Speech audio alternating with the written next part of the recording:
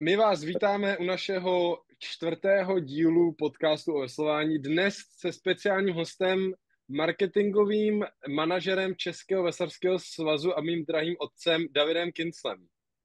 Zdravíme Ahoj, tě. Uh, ahoj, ahoj. Zároveň tu vítám zpátky naší plnou sestavu po tom, co se Schneider zvrátil z jeho Eurotripu, tak konečně tady s náma a přispěje svými názory.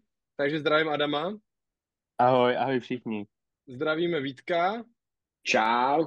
kterému se teda musíme omluvit s Radimem, dlužíme mu omluvu za jeho predikce, protože jeho predikce se ukázaly jako velice přesné na olympiádu, což ještě probereme a potom tady zdravím Pohodě. Radima Hladíka, který Ahoj, ahoj, ahoj. úspěšně se pokouší aspirovat konečně na bakalářský titul, takže tím tomu přejeme hodně štěstí. No, Um, dneska to bude trošku míň o veslování a trošku víc o organizaci a proto jsme si pozvali mého otce, mého tátu, který nám poví trošku víc o marketingové a organizační stránce závodů. Máme na ně připravené nějaké otázky, potom bychom se rádi podívali zpátky na olympiádu a na Cap de la Jeunesse, který se odehrál minulý víkend v Račicích. A potom bychom se na konci trošku dotkli blížící seho mistrovství světa do 23 let a do 19 let, nebo juniorského mistrovství světa. To znamená, já rovnou předám slovo expertu Vítkovi, který má připravenou první otázku. No, takže, ahoj. Ahoj. Mě by zajímalo, že já jsem četl v nějakém článku, že by si chtěl jako spopularizovat veslování v České republice, jakože i pro tu širší veřejnost. A jak to jako probíhá, nebo jaký jsou jako nástroje toho, jak se na tom pracuje a jaký je jako průběh toho, v jaký je to fázi a jak to funguje zatím, nebo... Dobře, hele, je to jednoduché. Já jsem, za prvý, je to potřeba, jo, to je jedna věc, popularizovat veslování, protože s tím mám osobní svoje zkušenosti, s tím, že člověk, když vyleze z té veslařské bubliny, u mě je to především, když se setkávám třeba s marketingovými ředitelema různých společností, který bych chtěl, aby byli partnerem veslování, tak nevědí o veslování vůbec nic. Jo. Většinou si nás pletou. Hele, ta věta dokonce několikrát zazněla, vy jste ty, co děláte ty eskimáky v Troji. Jo. Takže já se snažím nějakým způsobem to za prvý napravit a pak přesvědčit je, že to stojí za to, aby do veslování investovali jako partner. Ale co se týká jako té popularizace, to znamená, ta situace prostě není úplně jako dobrá, protože a je možná i horší, než si představujete všichni, kteří se víte. Protože my všichni jsme v té bublině. Jo? My všichni jsme v té bublině prostě a víš, že teď slyšíš prostě jméno a když ti někdo řekne Ondřej Synek nebo Mirka Knapková, tak prostě každý veslař ví samozřejmě, a nejenom veslař teda, jo, ale je spousta lidí, kteří neví. To už jsem si taky ověřil, což pro mě bylo hodně překvapující. Takže potřeba to je. Myslím si, že hele, nejvíc popularizovat veslování dokážou výsledky. Jo, to je jako naprosto zásadní. Aby se těch výsledků dosáhlo, tak já si myslím, že vy asi dost dobře víte, jako co je jako potřeba, ale nakonec hele, vždycky skončíš přes spoustu jakoby bodů, skončíš u peněz. Jo? Takže tohoto si myslím, že o tohle se snažím já, aby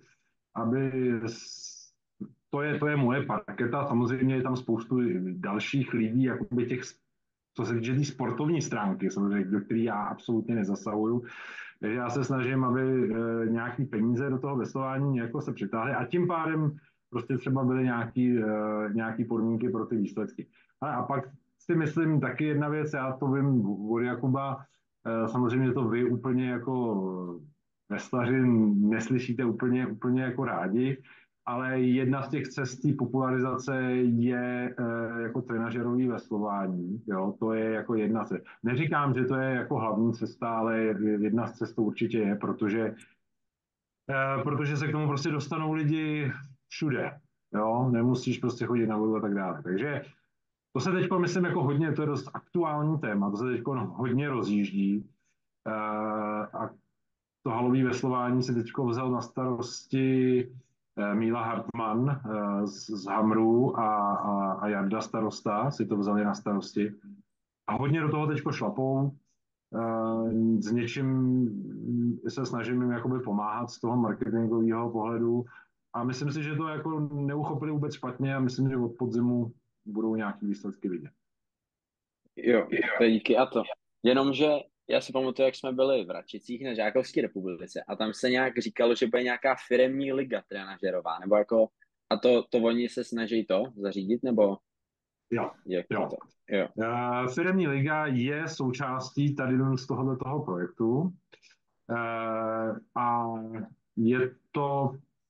je to přesně, je to jedna z těch cest, jo, protože v současné době funguje Česko vesluje, což je zaměřený na druhý stupeň základních škol a na střední školy, jo. To funguje vlastně jako velice dobře, jo. Tam je, já nevím, 250 zapojených škol a vlastně pravidelně jsou soutěže, které se konají buď na těch školách, anebo jednou za čas vždycky je nějaká hala někde, kde se ty školy utkávají mezi sebou a ta firemní liga, to je další krok. Ono už to trošku běželo, vlastně ty firmy se poprvé utkaly na mistrovství světa, teď co bylo, tu univerzu v únoru, tak už tam firemní týmy byly. Jo?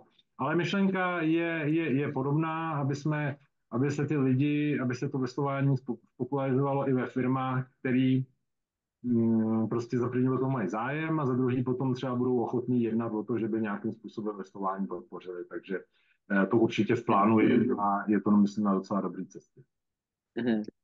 Dobře, tak jo, tak díky moc za odpověď. Můžu Jo. se zeptat ještě jenom k tomu schání těch peněz?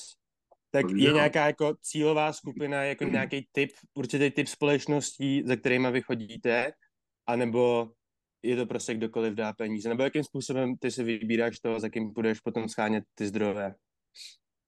Hele, je to poměrně jednoduchý. Začínáš vždycky někým známým, jo? Jako někoho, koho znáš a kdo je v pozici, ze které ať bys mohl jednat. Jo?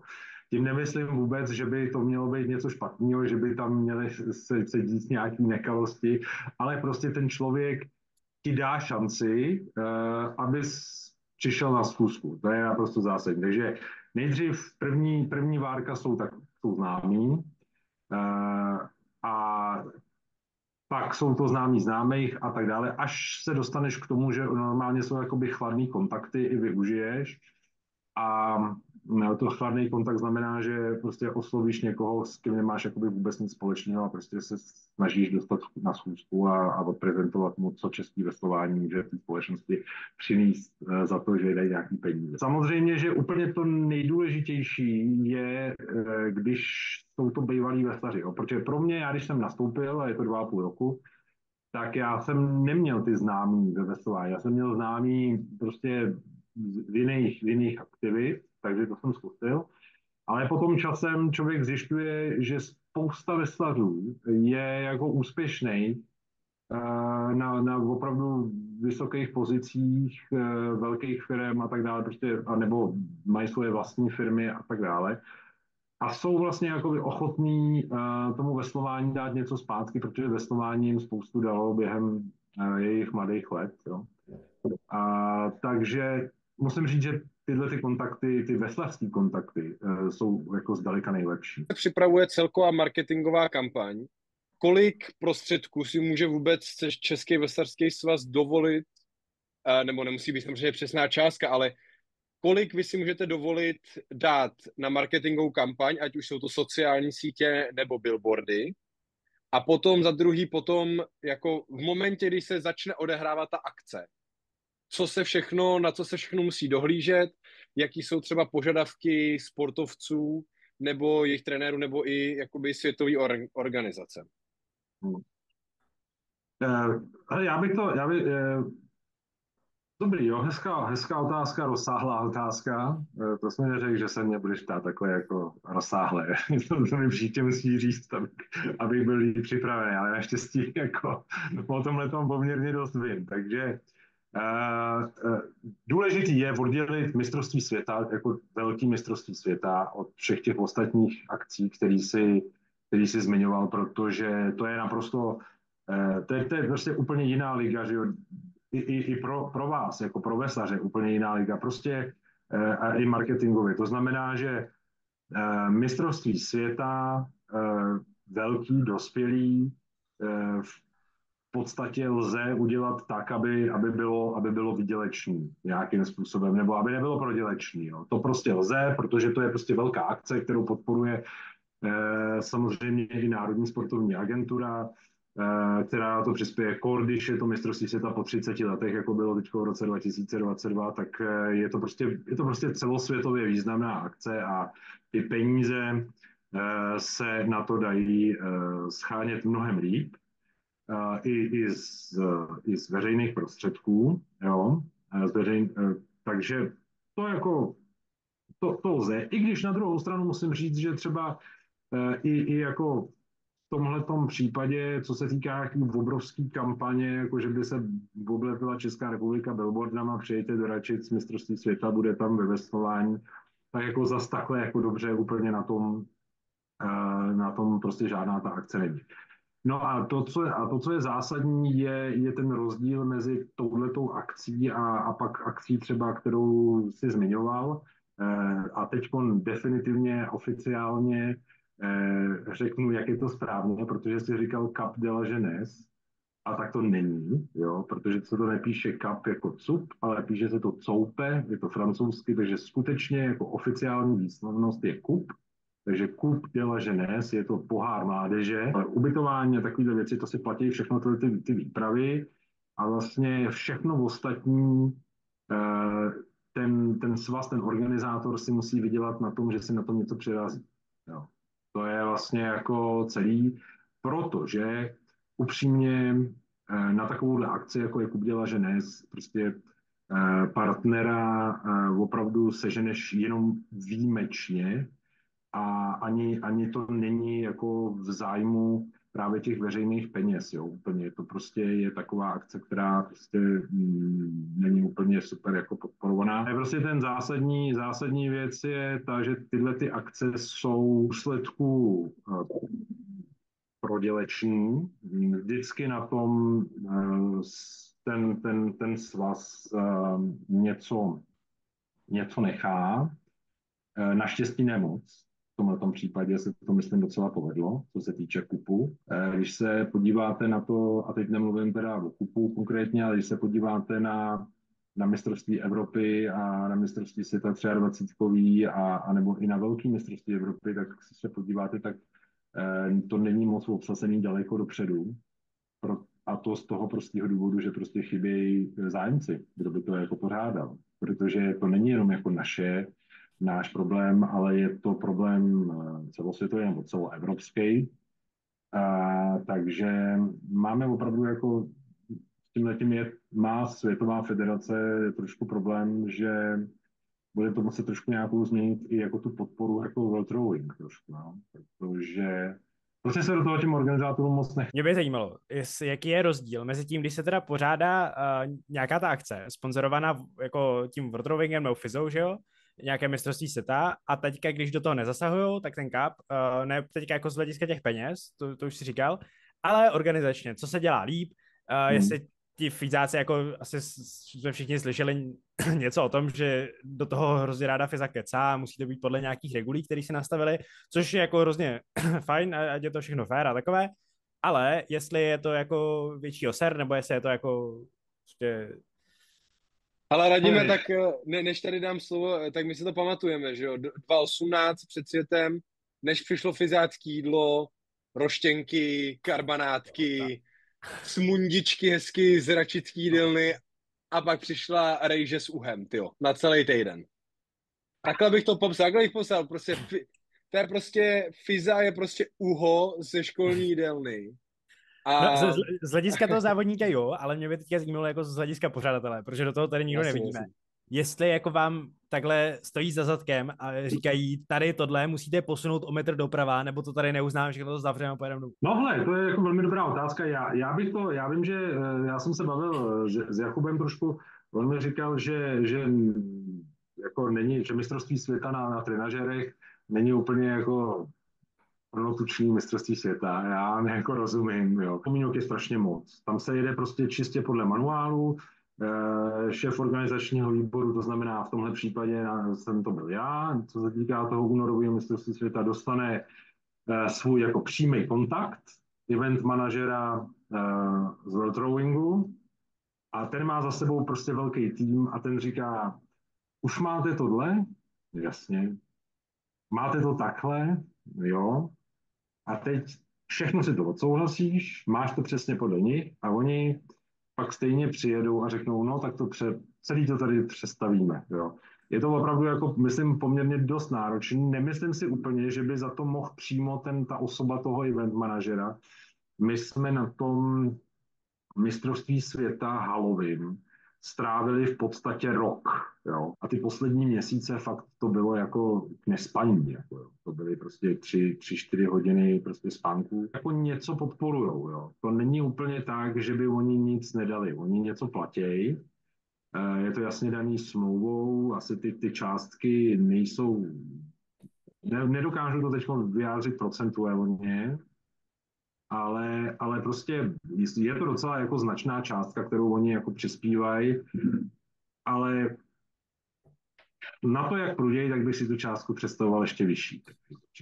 A můžu se zeptat jenom, jestli to, jestli, jak jsi říkal, že ty podmínky byly jako úplně přehnaný, tak jestli se je nakonec všechny splnili, nebo nějak ustupovali, prostě ta fyze to jako z toho snížili. Dělal jsem v předchozím životě, v předchozím zaměstnání, jsem se taky hodně jako zajímal o organizaci různých akcí. Takže já vlastně jako to měl docela rád, když to dávalo smysl, víš, a bylo to, říkal jsem si, bude to vypadat, bude to přesně tak, jak jako si to představuju, tak jsem se snažil jako jim vyjít vstříc, až právě mě zbytek týmu trošku to vyčítal, jako že jim moc jdu na ruku. No a nakonec na tom místě, v té hale,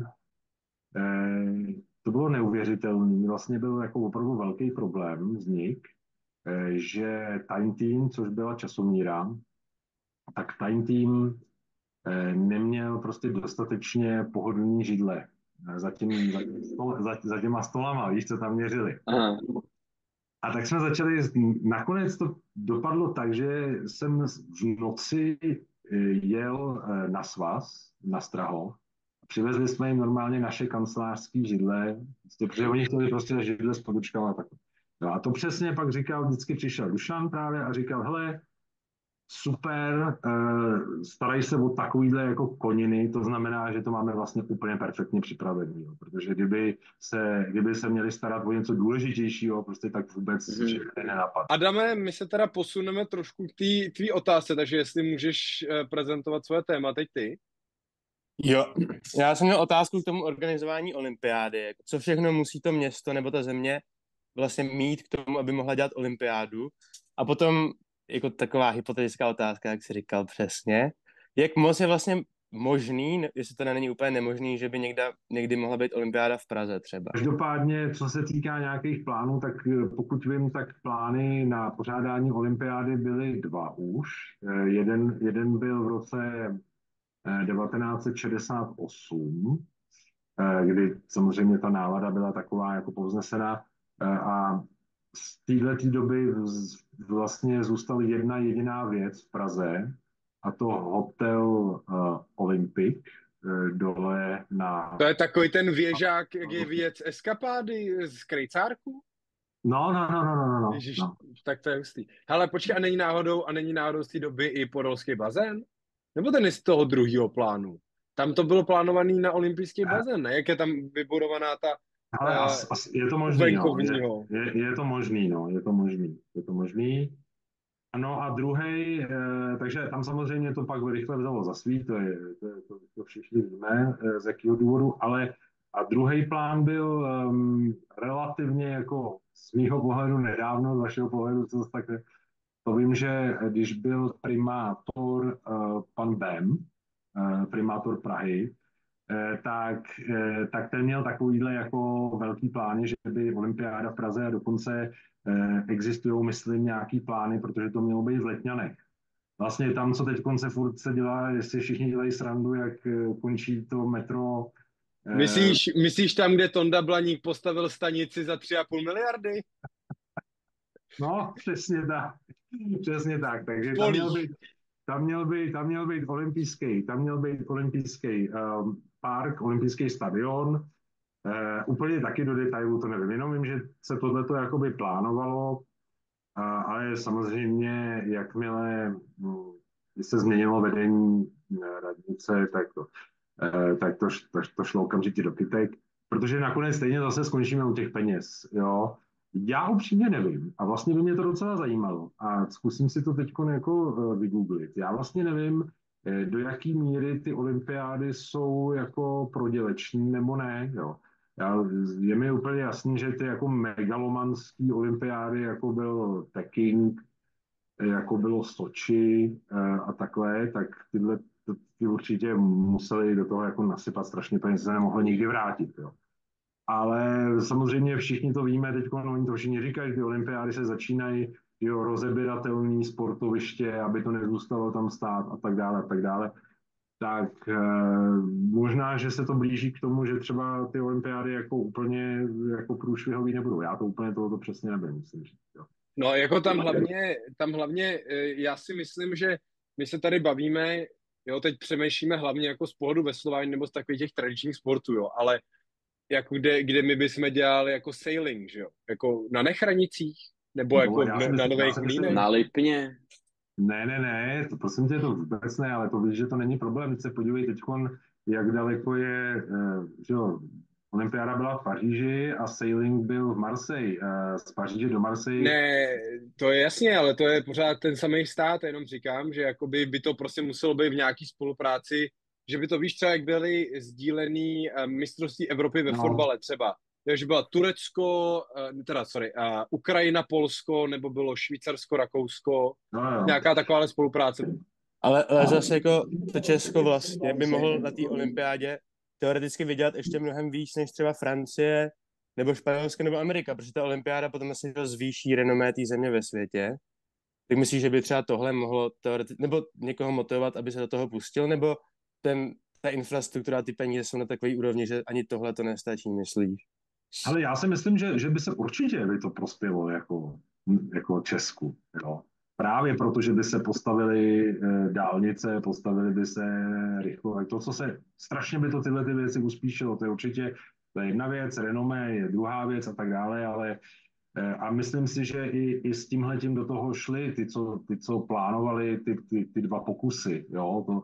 Myslím, že to nebylo jen tak, jako, že by si někdo řekl, prostě uděláme, aby jsme byli vidět. Všichni myslí na to, aby to bylo prospěšné. No. Ale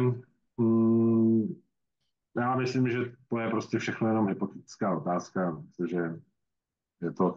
Ale možná je to otázka potom na Jirku Kejvala samozřejmě. Tak třeba ho pozveme příště. No. A Radime, ty máš k tomu nějakou otázku, nebo se víceméně zeptal už předtím? Ne, já mám dotaz. Nevím teda, do jaké míry se zrovna orientuješ v tady těchto věcech, není to nic mezinárodního, je to spíš jako interní česká záležitost, která si myslím, že by mohla jako zajímat spoustu veslařů. Je to jako otázka na jako v Račicích, tak všichni víme, je tam jako legendární medúza. A jestli by se tady jako nedala nějak obnovit s tím, že bychom si tam prostě udělali veslařskou klubovnu, kde bychom mohli jako trávit večery na závodech třeba, nebo tak, jako jestli svaz třeba nehledá jako investice někde jako takhle. Hele, nevím jistě. Každopádně, co se týká Račic, tak to je jako velký téma. A myslím si, že i tyhle ty věci, protože je potřeba, jako v Račice potřebují prostě investice, nemyslím, že by potřebovali jako nějak jako zrovna teď, jako, ale prostě potřebují poměrně dost značné investice jako kontinuálně. Jo? A na Račice samozřejmě se jako je potřeba mít nějaký dotace na to, jinak prostě by to nebylo možné jako ze svazových peněz jako plně platit všechno, to je jasný.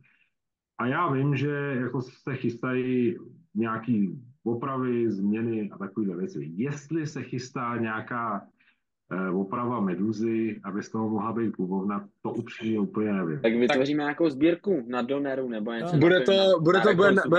Bude to národní Meduza. To bude sbírka na Národní divadlo pro zachování veslařské kultury.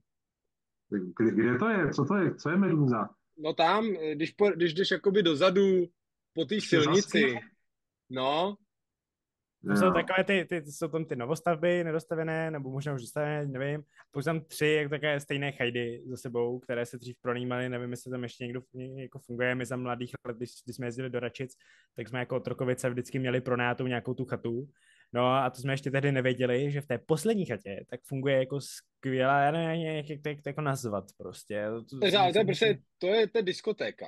No, já bych se tak bych to úplně nenazval, ale úplně to si myslím, že si to jako musí zažít, abys to poznal. Takže jako doporučuji, nevím, jestli to ještě někdy jako bude fungovat, ale kdybys to nadhodil na nějakém meetingu, tak... No a já teda začnu žhavým tématem, protože prostě mi přišlo, že jsme to probírali v tom předolympijském podcastu hodně.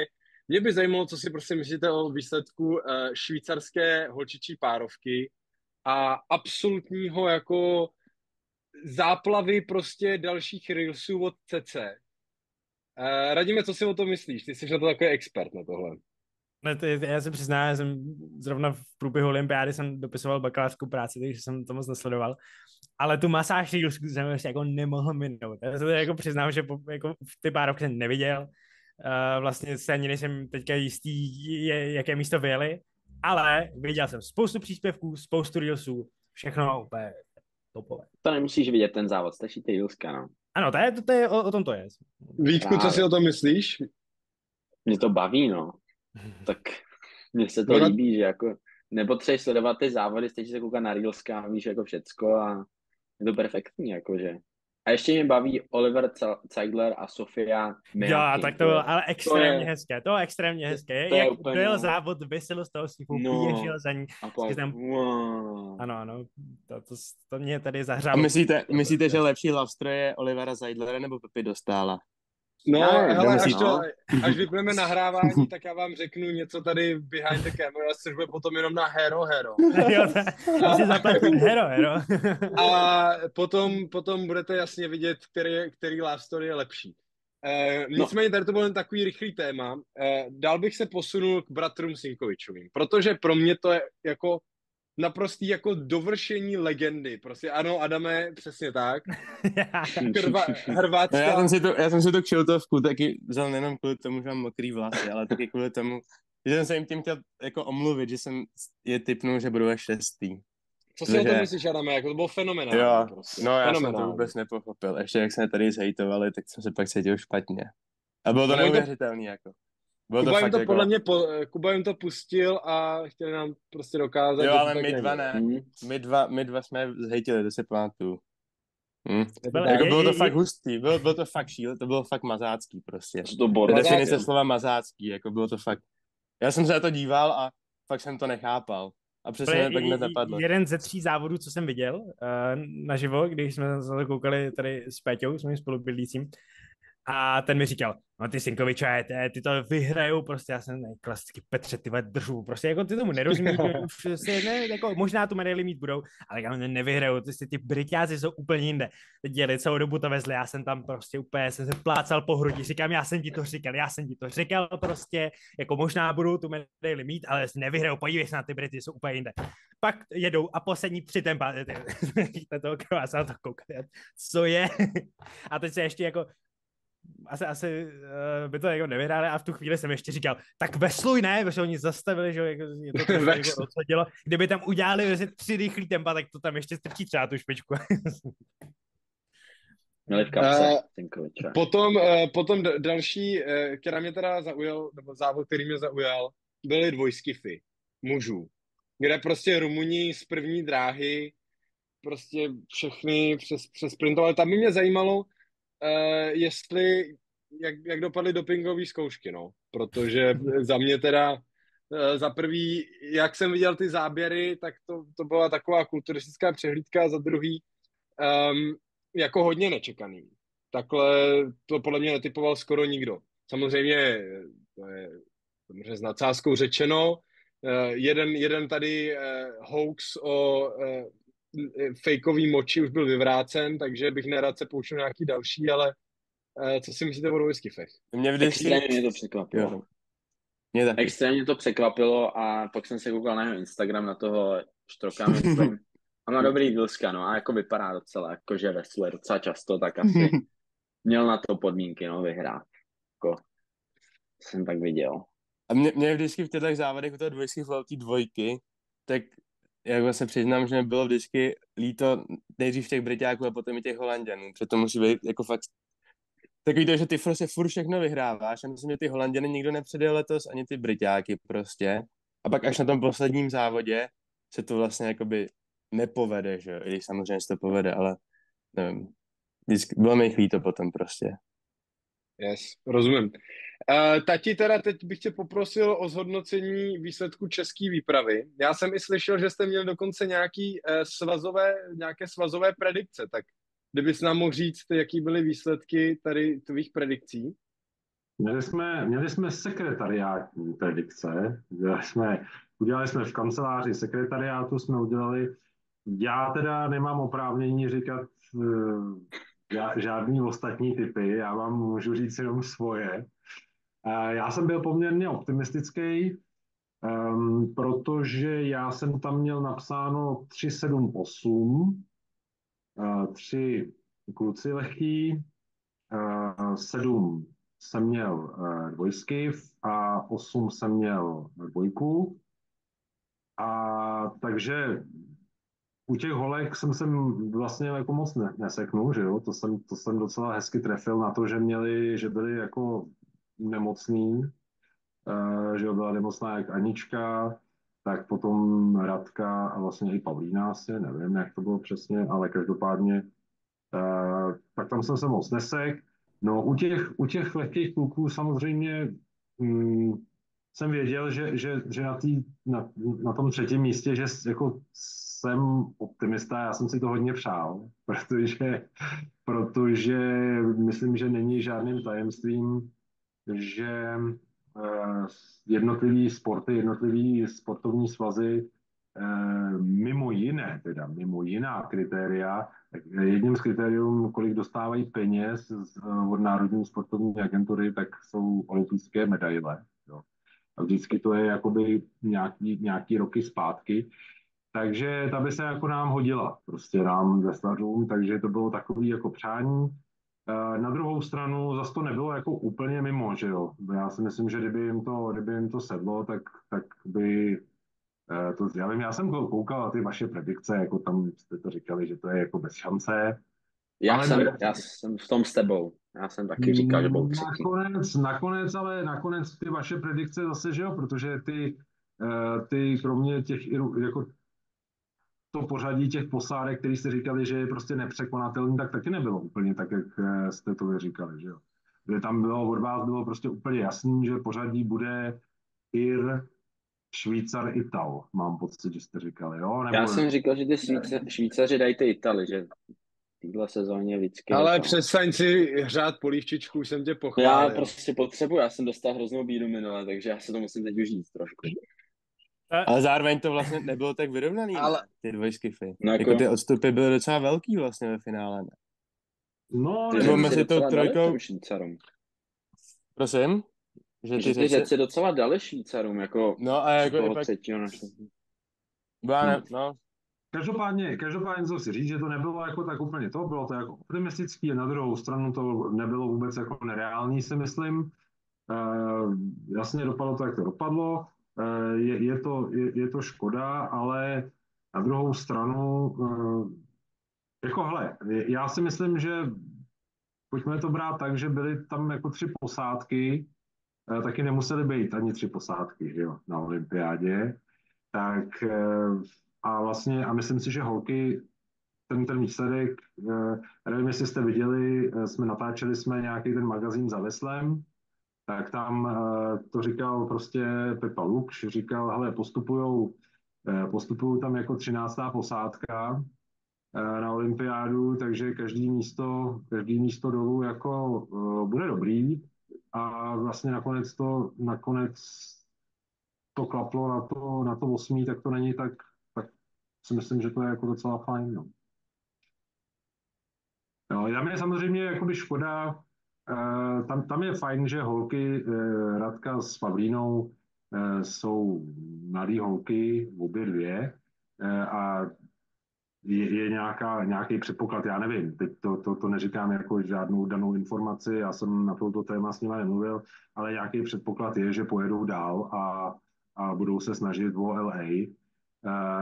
Samozřejmě u té Aničky s Lenkou je to všechno na Lence, protože to tam prostě jí už není prostě 20, že jo, takže ta se musí prostě rozhodnout, má taky nějaký jsou další priority, tak se musí rozhodnout a tam to bude všechno záležet na ní, takže to nevím. Jasně, ne, takhle úplně super.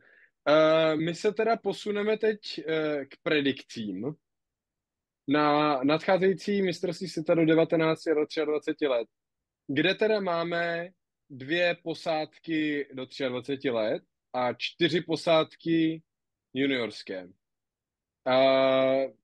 Zajímalo by mě, co si myslíte za prvý o té nominaci. Teď teda to není na tebe, Tati, protože ty asi o tom víš víc, proč ta nominace vypadá takhle, nebo proč nevypadá jinak. Nicméně dává vám smysl poslat non-coxy juniorské a ne 23-kový? Takový situaci, ve které já teda nevím, jestli se teďka nacházíme, ale tak pokud ty máš samozřejmě v juniorech 4 lidi, o kterých věří, že budou víc konkurenceschopní než v těch 23, tak samozřejmě, že pošleš ty juniory, že jo. I když jako, a to je zase potom, chápu, že vlastně třeba některé federace to mají třeba tak, že kladou mnohem větší důraz na tu 23 kategorii než ty juniory, takže ty by se třeba i v tomhle případě rozhodli pro ty 23, ale myslím si, že to dává smysl, no. Asi. Ale já fakt přiznám se, že vůbec neznám tu situaci v tom juniorském týmu a taky si nejsem úplně jistý tou situací v tom nepárovém 23 týmu, takže to jenom takhle jako můžu fabulovat. Ne, ale jasně, myslím, ale to je otevřená otázka, tady není špatná odpověď. No, takže prostě záleží, jak si to ta federace vezme, no. Takže asi pokud chceš udělat úspěch. No. Když na to koukáš čistě pragmaticky, tak hele, junioři skvělý výsledky na Evropě. Prostě tolik medailí jsme neměli mega dlouho. Je to možná tím, že ta Evropa byla vypráskaná, možná je to tím, že máme extrémně silný roční juniorů. Jako těžko říct, uvidíme na tom světě, ale dává mi větší smysl poslat víc tady těch posádek, které jsou teoreticky vyjeli na té Evropě, než nějaké prostě třeba 20, které měly šanci na nějakých mezinárodních regatách. Nevím, co všechno to bylo tam nějaká ta Belgie, bylo to nějaké Německo, myslím, ne, nějaké ty regaty a tam se to úplně neosvědčilo. Takže si myslím, že kvůli tomu, ale zase udělal se mega široký výběr třeba 20, nikoho nezařízli, jedou na Evropu, což se mi zdá naprosto jako super posun oproti předchozím rokům, že jako udělají fakt velký výběr a ty lidi se vyzávodějí, pojedou na nějaké závody. Nebude to stát z vás prostě x tisíc, aby je mohli poslat přes velkou louži a zároveň oni se vyzávodějí a třeba za 2 roky, za rok, tady budeme mít posádku nějakého noncoxa, který třeba si bude zasloužit vedle té párovky jet na nějaké takové závody. A u těch 23 to je prostě, jako podle mě, je fakt, že oni strašně makají a mají fakt natrénováno podle mě neskutečně. A fyzicky jsou podle mě na tom výborně, technicky jsou na tom taky výborně, ale potom na těch závodech přesně ten mentální aspekt může udělat, co všichni, že ho víte, 80% klidně podle mě v těch jako klíčových závodech, takže... Hlavně, když se to na tebe začne valit v tom semku, no. A když to tam prostě zkoušejí ty lidi, kteří vlastně ani neříkají, že to zkoušejí, tak je to já těžké. si myslím, že vlastně tím, jak všichni ty kluci jsou strašně postiví a žádný ten trénink neošiděj, takže se na sebe vlastně sami vytvářejí, nebo typuju, ale myslím, že by si na sebe dokážou vytvořit docela velký tlak a je to prostě o tom, jak se s tím dokážou podle mě vyrovnat, no. a držím jim palce, aby to zvládli. Věřím, že to zvládnou. Taky myslím, že by mohli dobře jet o medaili, no. Ale uvidíme. Já si myslím, že je to minulý semifinál z toho minulého roku z toho světa, že to muselo poučit, že jako prostě, že tady toho už se vyvarou, že prostě si to povezou a když někdo nastoupí, tak jako... No ale takovýhle závod je podle mě, No. promiň, že tě přerušu jenom, ale protože to mám přesně totiž takováhle byla, že Pavel Knop, který mě trénuje na Smíchově, tak on mi říkal přesně o jednom závodě, že oni jezdili nějak dvojku a celou dobu všechno vyhrávali a pak na kontrolkách přesně jako oni jeli a najednou někdo předjel a oni se z toho prostě jako složili a byli z toho mentálně potom špatný a pak jim prej trvalo strašně dlouho, než se z toho jako dokázali vyhrábat, víš, že nebo pak a to já neříkám, že se stane klukům, to vůbec, jako jenom je to samozřejmě, jak ty říkáš, ten člověk se z toho může podle mě jako fakt hodně poučit přesně a říct z toho, co má udělat jinak, ale taky to může být jako dvojsečná zbraň, víš. No já jsem slyšel, ale... já souhlasím s tebou, já jsem hlavně slyšel, já jsem tam teda nikdy nebyl, ale St. Catharines je poměrně jako častý místo, kde se pořádají prostě závody v Americe, takže tam mý kamarádi tam závodili a říkali, že to je docela humus, ten kanál. Že tam fakt jako, že to umí být hodně pomalý, že tam umí nepříjemně foukat, ta voda je studená, jo, a je to prostě v tomhletom, takže když třeba zase nechci malovat čerta na zeď, teď se to netýká jako jenom naší posádky, ale když prostě trénuješ v Račicích, jo, kde prostě se zajel čas 5:37 a teď máš najednou prostě závodit St. Catharines, kde fouká hnusnej bočák a jedeš 6:05, jo, nebo 6:10, tak to prostě může jako zacvičit s morálem jako i zkušených závodníků, což kluci nepochybně jsou. Ale já teda tady k tomu, já bych tě jako přerušil, ale od toho tam taky jede s nima Petr Blecha, že? To je pravda, no. Ale tak Petr Blecha jede s juniorama, ale. S juniorama, no. To nevadí, no, tak on jim dělá promítáním, dělá... Juniori budou perfektně mentálně jako připravený. Tomu se nebojím vůbec. Já si myslím, že to je prostě jako... Ten nenechá jako... Je mentálně padnout rozhodně. Souhlasím. No a ty tati máš nějaký... panuje nějaký třeba přesvědčení, nebo máte nějaký tipy zase v sekretariátu, jak by to mohlo dopadnout, nebo přání? Ale úplně jsme typy nedělali. Každopádně já bych tady to co říkal Radim, jo, tak to si myslím, že je úplně přesně tak, jak to je myšlený. No. Přesně to, co tady říkal v těch úspěších na mistrovství Evropy, vlastně přidání, že jo, protože vlastně ty non-coxy vlastně se přidávaly jakoby později, původně tam měli jet jenom párovky. A co se týče toho 23. mistrovství Evropy v Turecku, tak to je prostě tak, jak to Radim řekl, tak si myslím, že to přesně tak je. Upřímně, ale zase na druhou stranu, že jo, jako co se týká té nominace, tak to jako nejde úplně, to je jenom to co slyším a tak dále, to, co se jako děje v té kanceláři, ale jinak to jde jako kolem mě, úplně to není to, co bych byl nějak jako super informovaný. Ale typy nejsou, ale musím říct, že jako ty párovky jsou strop jako zlatou obě dvě, si myslím za mě. Juniorský. Okay. Juniorský. A i ta 23ková, já prostě ty 23kový kluci jsou jako na tom jako velmi dobře, že jo. Myslím, že by mohlo být jako super. Hele, já na to čekám samozřejmě. Já potřebuju, že jak jsem říkal, jako hned první otázka od Vítka, co se týká promo veslování. A já jsem řekl výsledky, že jo, tak já teď na ně čekám a jen co je přivezou, teď ty medaile, tak to zpromujem. No tak já si myslím, že to bylo krásné zakončení. Pokud nemáte, chlapci, nějaký další otázky ještě, tak tady bych to zakončil. Já ještě jenom doufám, že to nevyznělo tak, že jsme tady, že tý párovce 23 přejeme něco špatného, doufám, že ne. To ne. Ne, to asi myslím, že nevyznělo. Ne, dobře, tak jo. Ale jenom myslím, že chci říct, že držíme palce. Držíme palce moc. Držíme palce všem. Držíme palce moc. Díky za pozvání. A já potom si to s tebou Jakube projdu a nějak to vystříháme, jo. Dobře. No my děkujeme, že jsi přišel a děkujeme vám taky za pozornost, že jste nás poslouchali. Příští díl bychom se zaměřili na 23 na zhodnocení a pokusili bychom se pozvat hosta. A na další díl byste se měli těšit někdy v průběhu následujících 14 dnů. Takže vám děkujeme a těšíme se na slyšenou.